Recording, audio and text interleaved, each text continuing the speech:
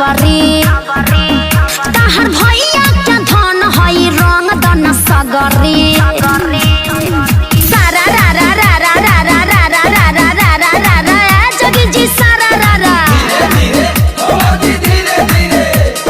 मरद के मुंह हमारो दिल्ली के कमाई देवर के फरज द तू ही निभाई। अरे बाबू हेने आबा अरे कुछ दिन के बाद देवर देमा खुश खबरी तहर भैया के धन हई रंग दन सगरी तनी बुझा हमर बात मन बा छटपटा तो आज फिर शरीरिया हो जाई। चाचा ए चाचा ए के बोलता रे?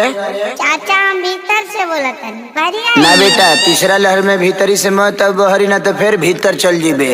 चाचा पेट में भतीजा चाचा ए चाचा पेट में भतीजा बकरिया हो जाए।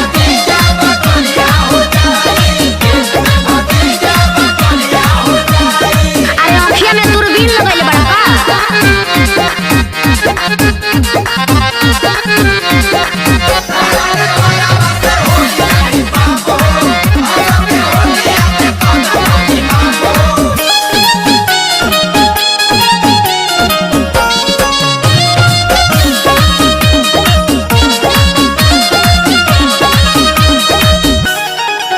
बहे फगुनी बयरिया तो लागे पाला हमार फीलिंग नहीं बुझल स्मरद साला हमारा सही कुल ही कमावा ना बिल्कुल होई ये भौजी लागी भीतर करिया के छोटे तो भतीजा भीतर रोई ये भौजी।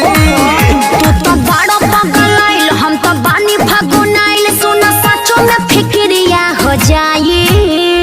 चाचा चाचा हमके बाहर के दुनिया देखे के बता बेटा तोर अभी वैक्सीन बनल नहीं खे ऐसे ते 9 महीना ना एक बार 21 महीना पर बाहर आओ। चाचा भीतरी चुकी रज सुनाई पेट में भतीजा जोरे डरपोका ए चाचा पेट में भतीजा बकरिया हो जाए।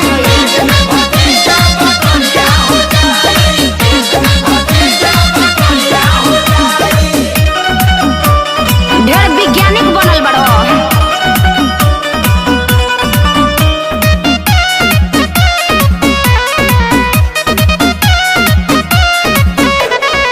ऐसे मनावा पानी नहीं फेरल जाला भाव जाई लोग के गोबर से लभेरल जाला जानी अखिलेश भैया बतिया तो बड़ी मारो मारी ये भौजी।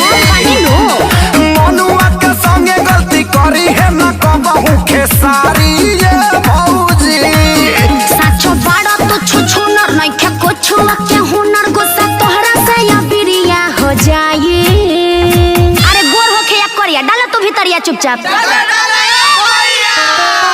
भैया के बेटा होता की चिढ़ाई बहरी जनिकली अरे फिर उहे बात करो करो ए चाचा बहरी जनिकली खेसरिया न जाई।